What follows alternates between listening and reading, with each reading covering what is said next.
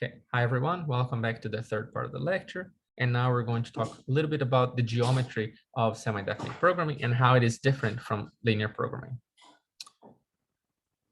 All right, so to understand semi-definite programming, right? And I'll just write SDPs for semi-definite programs. We need to understand their feasible regions, okay? And these are called spectrahedra, okay? And they're described as linear matrix inequalities. And linear matrix inequalities is exactly what we saw before, okay? So like linear matrix inequality is just inequalities of the form sum of AI xi greater or equal to b. Okay, this is exactly what a linear matrix inequality is, okay? So, all right. And you know, just in a prettier way, a linear matrix inequality is just an inequality of this form, where all the matrices are symmetric, right?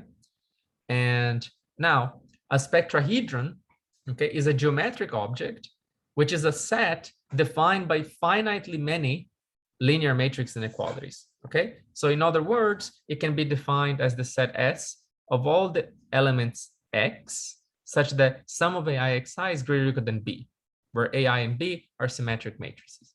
But when you see this definition, you can say, well, but we said finitely many LMIs, right? Like we were saying finitely many LMIs, but you're just giving me one, right? Why is that the case? Like, where are the finitely many? Your definition here only has one equation. Well, it turns out that you can replace the finitely many LMIs by one LMI. Okay, and how can we do this?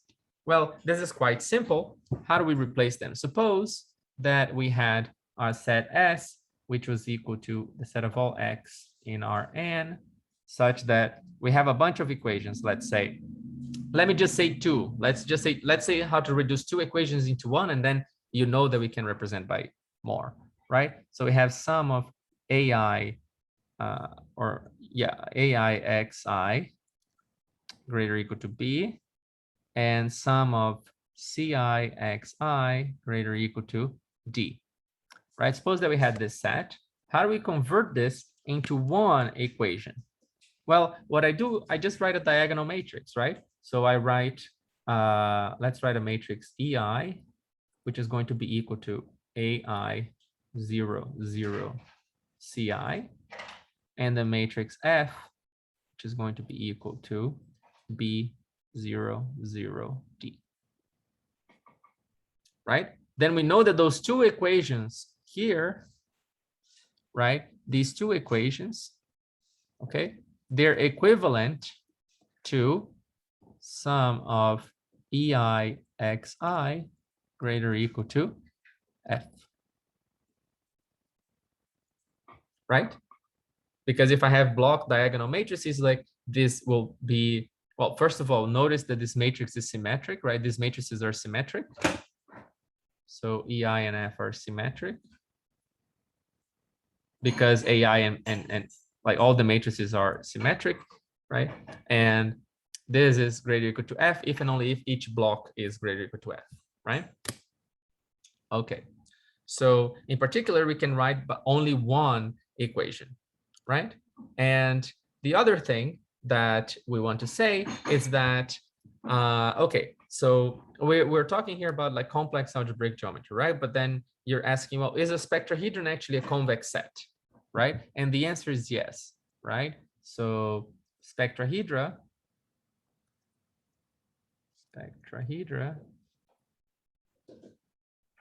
are convex sets, right? Because usually, you know, what we know how to do is convex optimization, right? And so we would like our objects to be convex because otherwise things get more complicated, let's put it that way. All right, and how do we know that they're convex sets? Well, suppose that X and Y are in our set S, and let's say that Z is equal to alpha X plus 1 minus alpha Y, where alpha is in 0, 1, right? Is any quantity in 0, 1. Then what can we say? Well, sum of AI Zi is equal to sum of AI alpha X I plus 1 minus alpha yi which is equal to alpha times sum of ai xi plus 1 minus alpha sum of ai yi. But now, if you notice, alpha and 1 minus alpha, these are non-negative.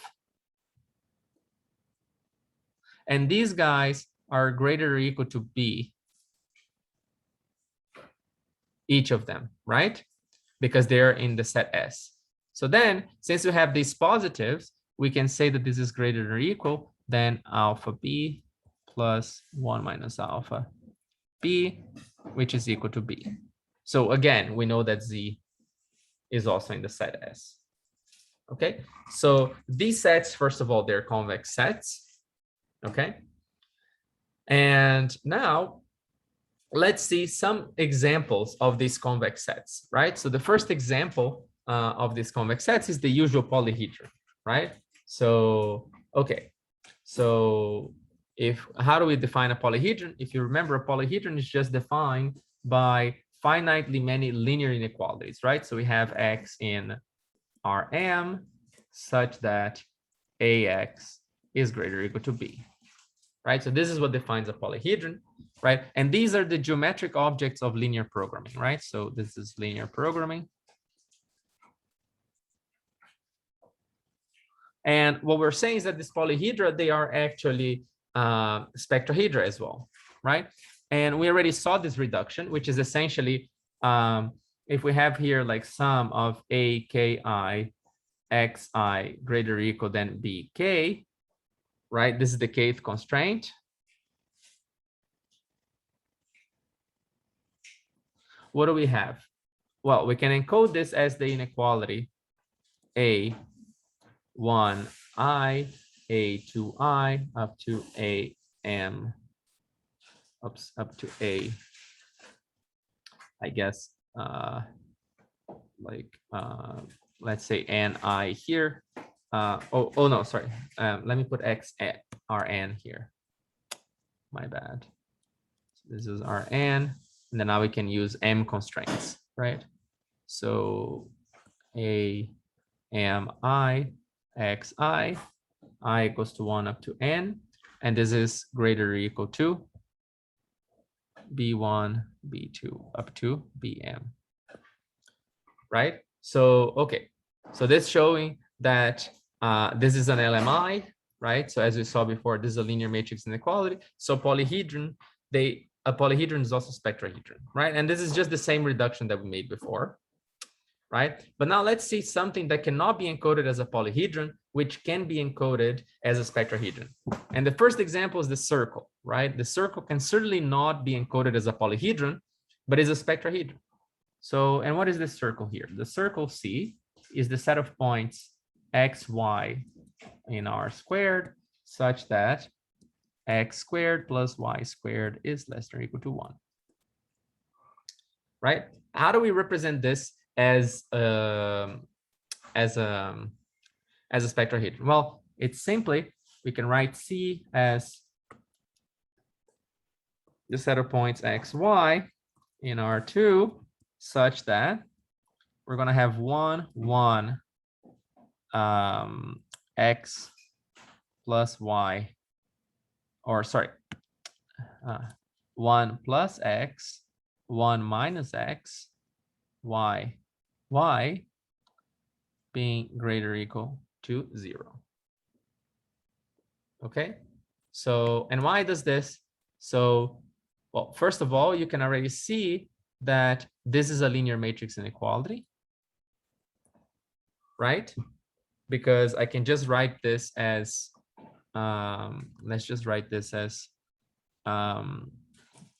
x times 1, 0, 0, minus 1. So this is a symmetric matrix plus y, 0, 1, 1, 0, greater or equal to minus the identity, which is also symmetric, right? But why does this characterize the circle? Well, if you remember, let's use the definition. One of the equivalent definitions of the matrix being PSD is that we know that all the minors, so all principal minors, are, sorry, all the determinants, right? So the determinants of principal minors are non-negative. Now, what are the principal minors? Well, the first principal minor is 1 plus x. The second principal minor is 1 minus x. And the third principal minor is the bigger matrix, right? So there's only 3 principal minors. So all we have here is that 1 plus x is greater or equal to 0. 1 minus x is greater or equal to 0. And in the end, we have 1 plus x times 1 minus x, which is the determinant of the big matrix, minus y squared greater or equal to 0. But this is exactly equivalent to 1 being greater or equal than x squared plus y squared, right? And now you may wonder, oh, okay, but in the first equation of the circle, we don't have these extra constraints, 1 plus x greater or equal to 0, and 1 minus x is greater or equal to 0. But if you think about it, these constraints here, all they're saying is that like x squared is less than or equal to 1, which is already implied by the other equation, right? So this equation here suffices. Right? The other two equations are implied by the last equation. Does that make sense?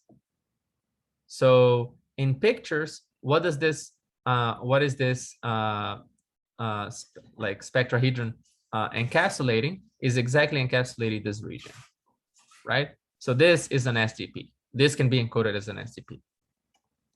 Okay? So this is a spectrahedron and it's clearly not a polyhedron, right? Because a circle has infinitely many facets. So, okay. Does that make sense? So qualitatively, we have different things. Questions? Does it generalize to n spheres? Yes, yeah, you can generalize to spheres as well. Okay, so, all right. All right, so now let's look at another example, right? Which is the hyperbola. And here, the hyperbola is a trickier one just because we have to figure out what is the region, because we have that, remember, we know that spectrahedra are convex sets, and the hyperbola like looks weird because which set are we talking about here? And we're going to talk about this upper half of the hyperbola. Okay, so this is our set. So, and how do we encode the set? The set H, let me put it in green. The set H is exactly the set of elements X, Y in R2, such that we have that X and Y are greater or equal to 0. And, right, because this is giving me the upper, like the positive orthant, right, the non-negative orthant. And we know that X, Y is greater or equal than 1. Right? So this is also another constraint that's non-linear, right? So the hyperbola here is not a linear constraint, but is encoded by an SDP. And which SDP is this? Well, we can say here that H is equal to X, Y in R2, such that X, 1, 1, Y is positive semidefinite.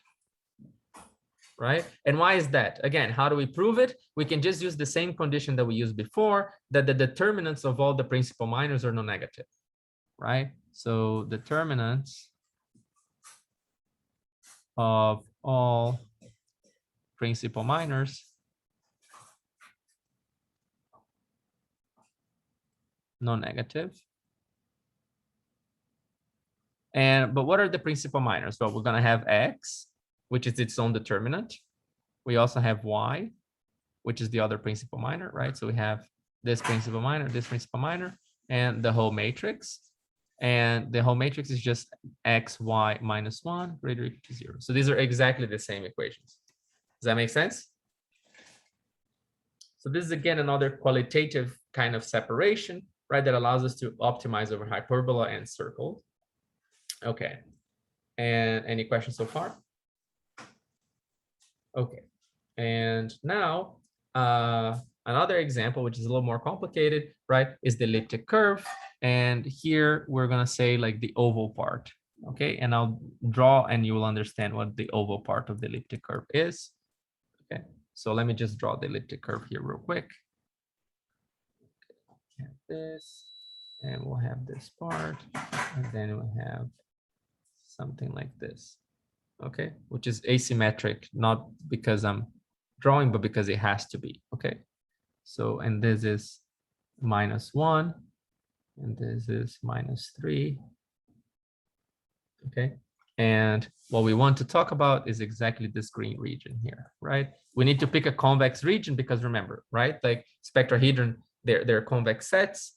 And what is this set? Well, this set, okay, so the black curve here, so this black curve is given to us by the equation of the elliptic curve of the following elliptic curve, okay, -2y squared minus x cubed minus 3x squared plus x plus 3, okay?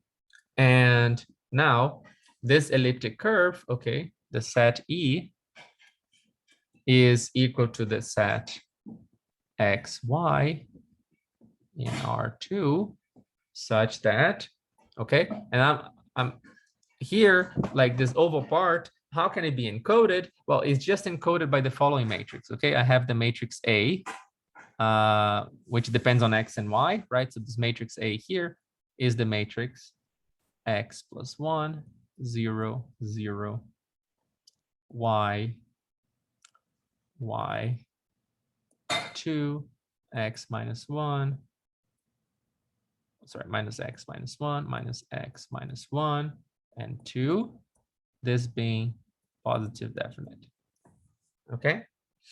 So this like equation here is exactly characterizing this green region, and this equation here is exactly the determinant of our matrix A, okay? So the determinant of that matrix is exactly this equation. It's the equation of the elliptic curve, okay? So, and now, again, so what do we do, right? So how do we determine that this is the elliptic curve, right? So this would just, so we need to show that the oval part corresponds to epsilon, right? So that's what we want to show. So we need to show that the oval part corresponds to, yeah, well, corresponds to being in E, right? Like to being in E. All right, so how do we show this, right? Well, the first thing is, well, when is this matrix A? When is this matrix A like positive definite, right? So this happens if and only if, now we can use another definition, which is just like determinant of, well, we can see by the minors as well here, right? So for example, we know, so for example, if we look at the minors, well, let me do without looking at the minors, and then we look at the minors again, right? So A is positive semi-definite if and only if all its eigenvalues are non-negative, right? So what do we do? Well, let's introduce another variable like ti minus a. Now the roots of this polynomial, this is the characteristic polynomial of the matrix A, right? So we want this guy to have only non-negative roots, right? But what are the roots for this guy? Well, let's compute the determinant. So if you compute the determinant ti minus a, okay, this is equal to, I'm just going to do the computation here, okay? So this is t cubed minus x plus 5t squared plus, now here we have minus x squared plus 2x minus y squared plus 7 times t. Then we have minus the determinant of a, which is exactly this equation here, right?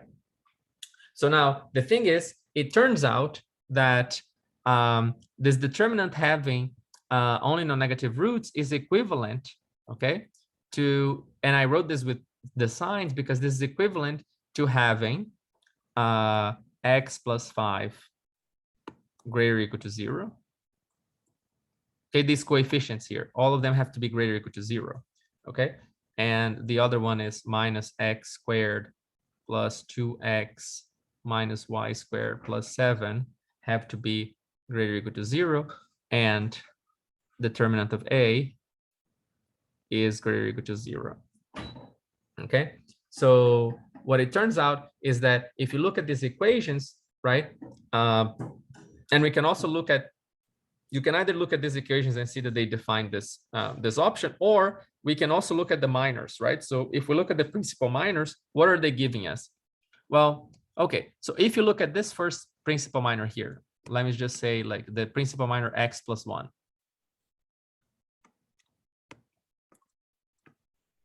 Right? So what is x plus 1 saying? Well, x plus 1 greater or equal to 0, right, is equivalent to x being greater or equal than minus 1. So we already know right off the bat that our region has to be, like if I draw this vertical line, x has to be on this side of the plane. Correct?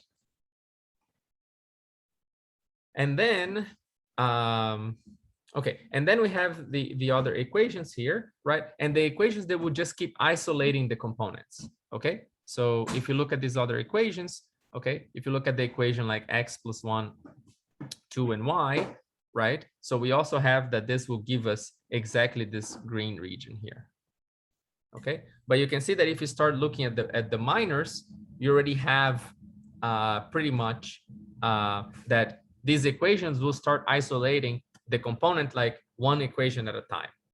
Okay, so the other equations are quadratic, so they're a little bit more hard to see, but you can see that the other equation will already give the, if you take the 1, 3 minor, like x plus 1, y, 2, it will already give you this green region. Okay, so all right, and here, so this is the elliptic curve, and now now we need to talk about something that we didn't need to talk about in linear programming, right? But now here we'll make a little bit of a difference, even qualitatively, right? So when we're solving linear programs or semi-definite programs, okay, it's enough to obtain a linear projection of the spectrahedron, right? Or the polyhedron if you're in LP. And why is that? Is because if you remember, like, what do we want to do? Let's just look at linear program. We want to minimize a linear function like C transpose X subject to AX like greater or equal to B, let's say, and X greater or equal to 0, right? Or maybe let's just say X in reals. Now, if this C transpose here has a lot of zeros in the C transpose, we don't care about these variables for the optimization part. All we care is about a subset of variables, right? So let me just give an example. Here, let me just make a concrete example, which actually, let's optimize over the hyperbola. Let's minimize X subject to, or maybe let's say like, yeah, minimize X such that X plus Y is equal to 1, X minus Y is equal to 1, well, it's greater, let's say greater or equal to 1. And then we have X minus Y less than or equal to 2. Put it like that. And X and Y are over the reals, right? So they're real numbers. Here, notice that my constraint, right? So this can be written as like C transpose XY for C being equal to the vector 1, 0, right? So I'm just picking the first coordinate. So solving this is enough to do what? Well, if you look at the object, let's look at this object here. So what are the first equations? Well, X plus Y is greater or equal to 1, right? So this means that X plus Y, so X plus Y minus 1 is greater or equal to 0. Now, X plus Y minus 1 is this equation here, right? So this is X plus Y minus 1. And it passes here when, no, sorry, minus 1. My bad. let me draw the proper equation. So this is x plus y minus 1. So this is 1. Y is 0. So this is the x-axis. This is the y-axis. And then when y is equal to 1, right, and x equal to 0. So this is our first equation. And x minus y less than, and we want the region. Our region has, this is the first equation, right? We have to be greater or equal to 1. And x minus y has to be less than or equal to 2. Right, so now we have to draw x minus y minus 2.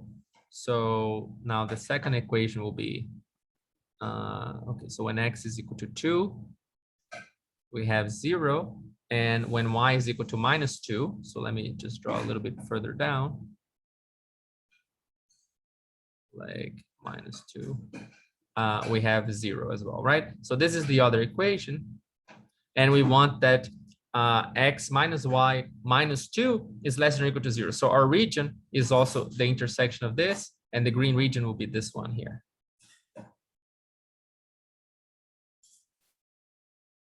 Correct? So now, when we look at this linear program, we have that this is our polyhedron, the green region, but we're minimizing over only one of the variables, right? So it is enough to consider only the x-axis. So we can project this green region into the x-axis. So once you project, the projection also gives us a polyhedron, because what does it give us? It gives us exactly from this point onwards. Does that make sense? So we just get that line, like this line here. Does that make sense? But this is also a polytope, right? Because if I project a polyhedron, I also get a polyhedron. However, okay, the situation is a little bit different for spectrahedra, and that's what we're going to see now. Okay, so all right. So, and now let's talk about a projected spectrahedron. So a set S is a projected spectrahedron if it has the following form. Okay, so S is the set of elements X in Rn such that there exists some auxiliary variables Y, right? So these auxiliary variables,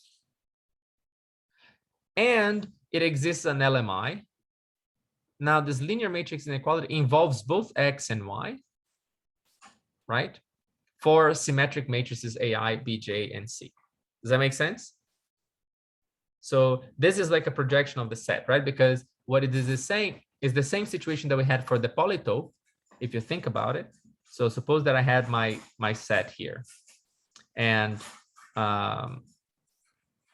here's Y and here's X, right? So the projection of this set here, right? Let's say that this is T, is just the projection here that I'll map everything down here, and I get exactly this set, right? So the projection of T is exactly S, right? Is the set of all X such that there exists some Y for which the linear matrix inequality is satisfied. Does that make sense? So this is the definition of a projection spectrahedron, and the only difference is that T is encoded by the LMI, right? So T has all the variables, and you're just forgetting about some variables. Okay. So okay. So now, all right, and okay. So now, if you project an SDP, you also get an SDP, right? Because of the same like thing that we talked about before. All we had is like an SDP is minimize C transpose X subject to, let's say, X is instance spectrahedron S, right? This is equivalent to saying what? Well, minimize C transpose X subject to X and the new variables Y in the set T, right?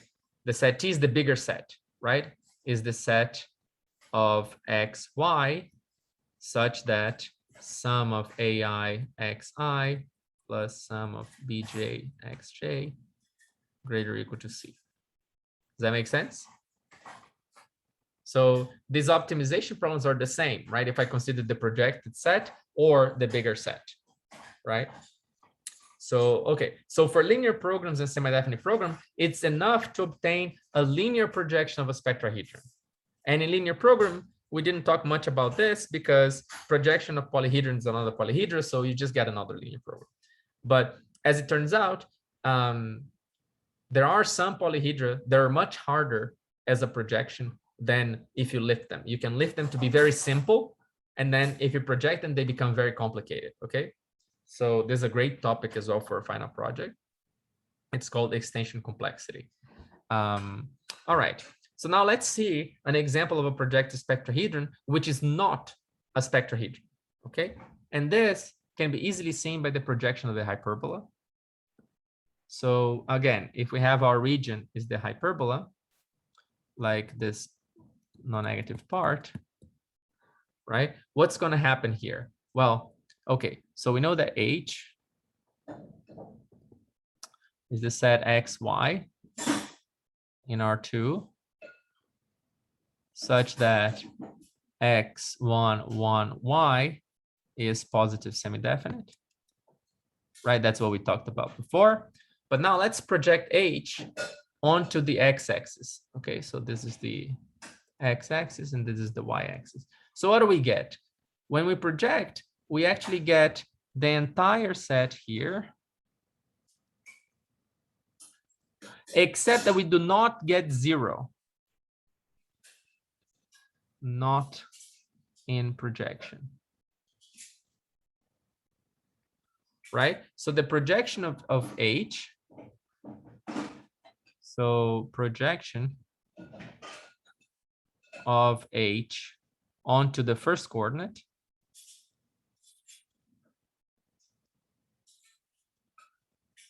which is the x coordinate, is what?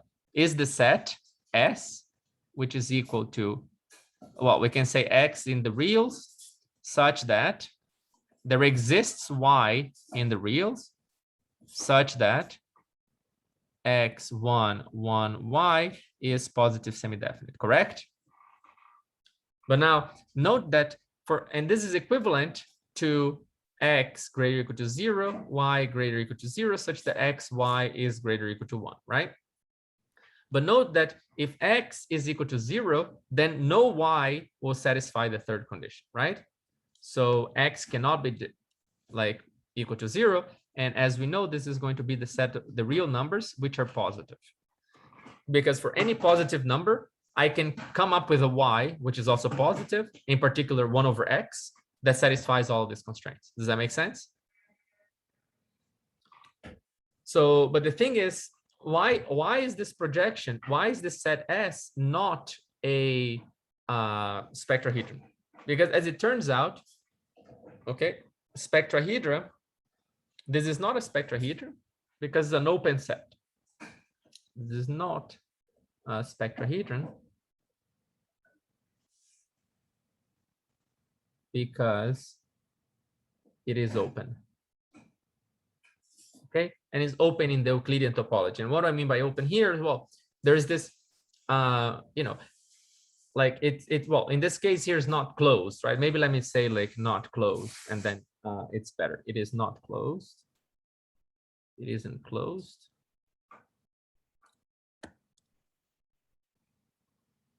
And what do I mean by closed? It means that there's a limit point, like the 0 is a limit point, which is not in your set. Okay, and spectrahedron, they are closed. Okay, so that's the observation here. Spectrahedron are closed. Okay, and then you may wonder, well, okay, is the projected spectrahedron not a spectrahedron just for this kind of silly reasons that, okay, like we can get some limit points which are not closed? Well, the answer is no. There's different things that can happen, right? And the other thing that can happen is, for example, the ice cream cone, right? Which is the projection of a quadratic cone with a half space. Okay, so let's draw this example. So now we have a 2D projection. So our object will be in 3D. Okay, so we have the y-axis, the x-axis, and now our object will be this, and this. And our object will be exactly the green region. Well, this is supposed to be symmetric. Sorry, let me see if I can draw better. Oi, a little less. I know. Okay, I will stop. Okay, I will admit defeat here, and then this is our set. Okay, so it's supposed to be symmetric. And here, what are the limiting points? And we'll give the equations here. So this is 0, this is 3, and these ones are 1 and -1. Okay. All right. And is exactly not a spectrahedron because like this singular point here is like we can show that the spectrahedra cannot have these singular points. But let's see how is this set a projection of a spectrahedron. So this set S, okay, is, as we saying, is the quadratic cone intersected with a half space. So what is this? Is the set of all x, y, and R2 such that there exists a z, okay, in R, such that, well, now we have this matrix, z plus y, 2z minus x, 2z minus x has to be a symmetric matrix. And then we have z minus y, okay, greater or equal to 0, and z less than or equal to 1. So this is the half space, right? So this z less than or equal to 1 is a half space, and this one is the quadratic cone. Okay, so let's see these equations, right? So if we looked at it in R3, okay, so in R3, the original set, okay, like x, y, z would just be, would be given by, and remember, this matrix being positive semi-definite is if and only if all of its principal minors are, like the determinants are greater or equal to 0, right? So this would be given by the intersection of, well, z less than or equal to 1 with what? We have, what is the cone here? Let's take the determinant of this big matrix is what? Is z squared greater than or equal to y squared plus 2z minus x squared, right? And the equations z plus y greater or equal to 0 and z minus y greater or equal to 0, right? So in particular, these two equations here, what do they imply? These two equations here, they just imply that z, they imply that z is greater or equal to 0, less than or equal to 1. And now, one thing that you can convince yourself is that these equations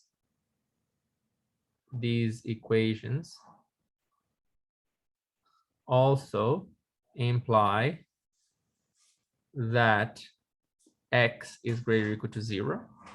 Okay. So, and then, yeah, and then, so if you look at this, this is exactly like a quadratic cone, right? And the quadratic cone is encoded by this equation here. Like this equation is an equation of a quadratic cone, and the other one is the half space, right? So we have like z greater or equal to 1, and this cone already is telling us that z has to be greater or equal to 0. Okay, so all right, so this is a projected spectrahedron, which is also not spectrahedra, right? So this is also the singularity. This is also not a spectrahedron.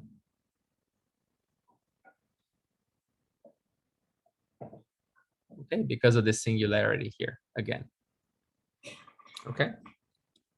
So, okay, so now we have seen that there's these objects, these geometric objects called projected spectrahedron, which are more general than the polyhedra, right? And projected spectrahedron are the feasible sets of semi-definite programs, right? So, and we also saw in this part of the lecture that projected spectrahedra, they're a little bit more general than spectrahedra, but we also saw that even spectrahedra, they capture geometric objects which are not captured by polytopes, right? So we can see now that semi-definite programming is solving more problems, right? But you may ask, well, are those problems important? And the answer is yes. Okay, as we're going to see in the next lecture. And since we have some time, I'll tell you a little bit about some applications in control theory where we also have a semi-definite program, which is not a linear program. Okay, so all right. But before we do that, if we have time in the end to show the control theory application, we want to talk about, okay, well, how do we test membership in the spectrahedron, right? Because in the polytope, it's pretty easy. I have a set of equations, and if you give me an input X, I can just check the equations and see that all the inequalities are satisfied. But now, how do we test whether a given point X is inside of our spectrahedron? Right? So if you give me a point X, how can I check that this positive semi-definite constraint is satisfied? Right?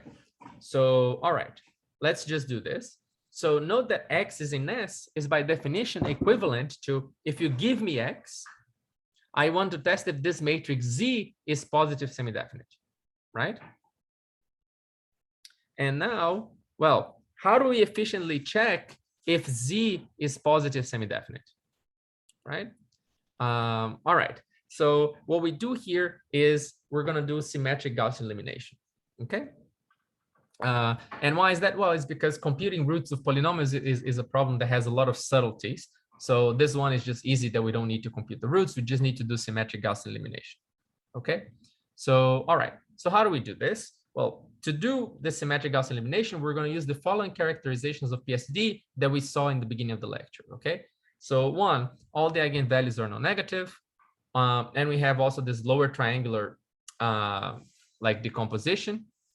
And we also have Z transpose AZ is greater or equal to 0 for any Z. And any principal minor of A has no negative determinant, right? So we're just going to use those definitions. All right. So how do we do this? All right. Okay, so here's our input. We're going to be given a symmetric matrix A. And we want to output yes if A is positive semi-definite, or no otherwise. And if we output no, we want to output a vector Z such that Z transpose AZ is less than 0. Because why? This certifies that A is not PSD. Correct? This is one of the certificates, right? So what do? How do we do symmetric Gaussian elimination? Well, the first thing we're going to do is we're going to clear out. Okay, so we can clear out first column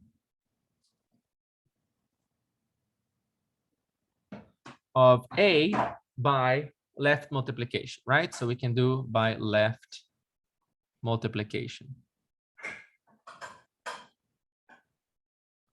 Okay, so what do? Well, we can multiply matrix A on the left by this matrix L1, which is L1 is like 1, 0, 0, 0. Like there's some number here, star, right? Like a bunch of stars. And then we have, oops, sorry, this would be 1 because we don't touch the other rows, right? So all of this is doing what? So if we multiply this by A, right? So let's say here star, and then we have star, star, star, and then we have a bunch of stars here. And then we have a bunch of stuff here, right? So this is our matrix A. And now if you notice, what is this equation doing? What is this multiplication doing? Well, my first row remains unchanged, right? Because I'm just keeping the same row. Does that make sense? Now, the second row, what do we do to the second row? The second row will become like, okay, maybe let me do 1 second. Let me do this a little more organized. Like instead of putting a bunch of stars, right? Let me just clear out first column. of A by left multiplication. So if L1 is 1, alpha 2, alpha 3 up to alpha n, m, and then we have 1, 1, 1, and the rest is 0. And A, we just have the rows A1. Let me just not put A1. Let me just put A11, A1, A21 up to AM1. And then we have the rest here, right? Like A prime 1, A prime 2, A prime 1, A prime 2, up to A prime M. So these are the other rows, right? So we're just dividing the matrix in blocks. What is this doing? Well, this is doing exactly, well, I keep the first row unchanged. So the first row is going to be A11, A1 prime. And the second row, this would be what? Alpha 2 times A11 plus A21. So this would be A21 minus alpha 2A11 and so on, right? And we do the same thing to this row, like A1 prime. And then we have A2 prime minus alpha 2A1 prime and so on, right? And we choose these alpha i's so that all of these values here become 0. All these values become 0. Okay, so this is what we're going to do. And then we obtain what kind of matrix? Well, this L1 times A will be a matrix of the form star 0 0, and then we have star star star, and then everything else here is stars, right? Like, because they can be anything, right? The only thing we did is to make sure that these entries here were 0. But now, if we do this, because A is symmetric, so A is symmetric, then what happens if I do this? L1A, L1 transpose. If I multiply by L1 transpose, I'm going to kill exactly this part, right? So L1A, L1 transpose is exactly equal to star 0 0 0 0 0, and then a bunch of stars here. Does that make sense? So this is just by symmetry, right? So if I multiply by L1 transpose, I'm gonna kill the elements of the, the first row and the other columns, right? Because they were exactly the same number, right? Okay, great. So this is the process of doing Gaussian elimination, right? But now, if you notice, if I manage to clear the first row and the first column, what happens? Well, I have the same sub problem. So this matrix here is also symmetric, right? But it has dimension m-1, right? So then what we can do, we can repeat this process and clear out the second column and so on. Does that make sense? So, okay, so then we repeat this process. So we can repeat process of clearing out rows and columns, right? And this is only multiplying, like, so if I had my matrix L1A, L1 transpose, I'm going to multiply by L2, L2 transpose, and then I get exactly like star, star, and then everything here is 0. And then here we have, like, again, star, star, star, and so on, right? So if I continue doing this and so on, what we're going to have is, in the end, we're going to have LM, LM-1, and then we have, okay, 1 second. Let me just, my battery is dying. And then now we have LM-1 all the way up to L2, L1A, and then we have L1 transpose, L2 transpose, up to LM transpose. And this will be equal to a diagonal matrix, right? Now, the thing is, notice that these matrices Li that we were talking about, they are unitriangular, right? And it turns out that the product of unitriangular matrices is also unitriangular, okay? So this is going to be a matrix L and is unit triangular, lower triangular. And if this is L, this is exactly L transpose. Okay, so this is our algorithm, right? But the thing is, well, what we didn't check is the positivity, right? So how do we check that the matrix is positive semi-definite? Because it looks like any matrix would be positive semi-definite. But here's the thing, right? So what happens is our algorithm will stop. Okay, we haven't told when our algorithm will stop, right? So our algorithm now halts, okay, if the following happens.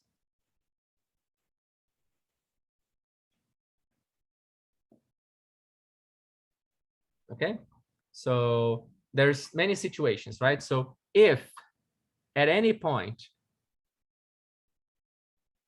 okay, so let me just say that the idea is that we keep doing this until, and these values here, what we want is that this diagonal, all of these values is they're greater or equal to 0, right? So what we're going to do is, if any of these values is greater than 0, okay, we keep going. If it's equal to 0, we have to check something else, right? So our algorithm will halt if the following happens, okay? If at any point we have that L transpose, okay, is going to be equal to something like this, star, star. And let's say that here we have like minus A, and then we have like a bunch of other things here, right? And all of this is 0. Sorry, let me draw properly. So we have star, star, minus A, and then here we have like a bunch of zeros, right? Like a bunch of zeros, and here's star. And this A, okay, if we have an A that is bigger than 0, right? So which means that minus A is less than 0, okay? So then what do? Then we return no, because this matrix is not positive semi-definite. And how do we return it? Well, what is the vector that we return? We return Z equals to L transpose times EI, where I is this column here. This is the ith column, right? And why is that?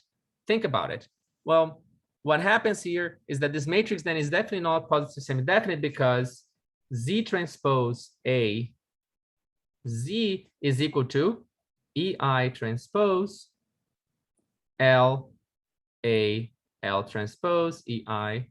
But L transpose EI, L transpose, what is the II entry, right? So this is the ith column, and this is also the ith row, right? Because this is we are in the diagonal. So this is exactly the II entry, II entry of L transpose, which is what? Which is exactly equal to minus A, which is less than 0, right? So therefore, A is not PSG, because we also found this, right? And we can halt our algorithm. Does that make sense? And all right, and the other case, okay, is that we're going to stop is, well, what happens if at any point, if at some point we have L transpose of the following form? So we managed to be getting everything just right, but now we have star, star, and let's say here that we have A, sorry, not A, we have 0, okay? Because if we have positive numbers, we're okay, right? Because positive numbers, they're good. But then if we have 0, and then now here we have star, but then in 0, we have an entry B here that we didn't manage to clear. Okay, so this is 0, 0B, or whatever, or maybe star, like star, star B, which is non-zero, right? Like star, star B, and so on. Here's 0. So now if you think about it, like let's say that this is the ith row. This is also the ith column. And this is the jth row. And this is the jth column, right? So this is the jth column. Then, okay, if there's any element in that row or column, right? Like this B, if B is different from 0, okay, we also output no.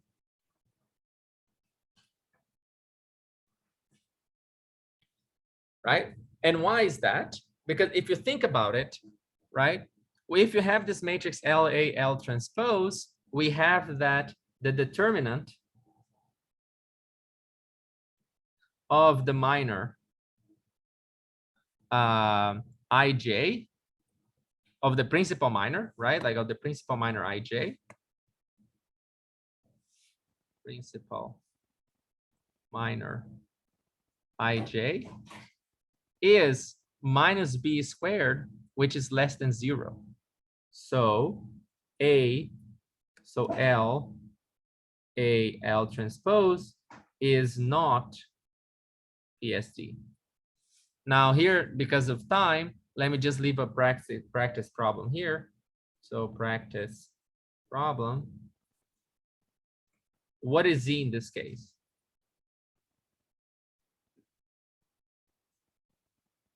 What Z should we use to output a witness that this matrix is not PSD, right? And then once we have this, right, like what do? If our algorithm does not stop, so what do? If our algorithm does not halt, okay, then what do we have in the end? In the end,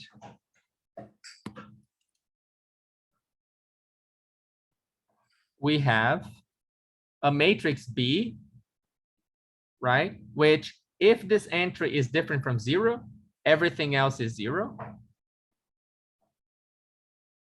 right? If positive. And if an entry is 0 here in the middle, then it turns out that all of these entries have to be 0.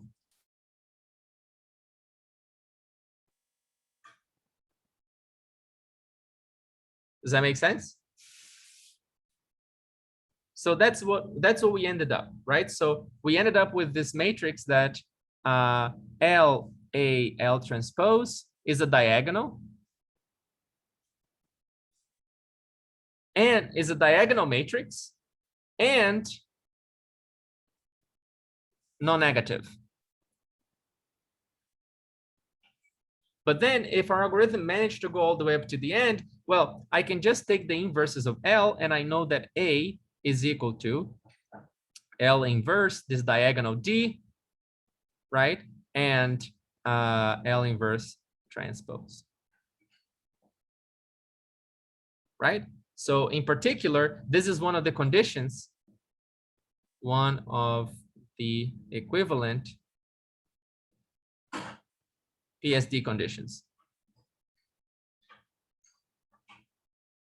So if our algorithm ran all the way until the end, and we have to find a non-negative matrix, and because we found a non-negative matrix, right, like we know that A has this LDL transpose decomposition, right?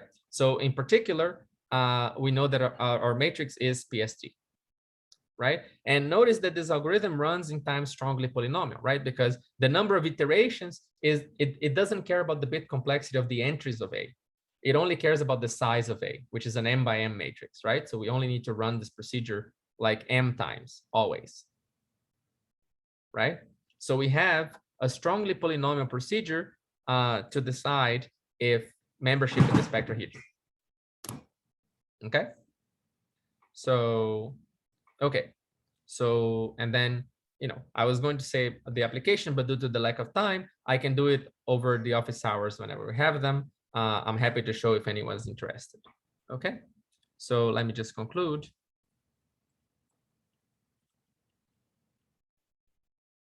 Okay, there we go. Okay, so again, as we saw, like mathematical programming is very general and pervasive in algorithm life. General mathing program is really hard. That's what we like said before. And again, as a practice question, try to think about how hard this mathematical programming is. It's very, very hard. And even special cases of these have very striking applications. So we saw linear programming in the previous lectures, and today we saw semi-definite programming, right, which captures more problems qualitatively than linear programming. And and it turns out that semi-definite programming and duality, which we're going to see in the next lecture, they're fundamental concepts and have a lot of applications. Okay, in particular, they have applications in combinatorial optimization, as we're going to see in the max cut, and this is in the next 2 lectures. Okay, and there's some applications in control theory, which are in the lecture notes, and I'm happy to talk about in office hours, and many more. And if you want to check out connections between semi-definite programming and a bold attempt to have one algorithm to solve all problems that we can possibly solve, okay, so it's essentially one algorithm to rule them all. I encourage you to look at this post, and there's other surveys on connections between sum of squares and general optimization problems, okay? That these are essentially the best algorithms for optimization problems that we can have. Modular sum conjectures. Okay, and this lecture is based largely on the book by Bleckerman, Parello, and Thomas. The link is on the course webpage. I highly suggest you to read if you're interested and ask questions if you have them. Okay, so do you have any questions?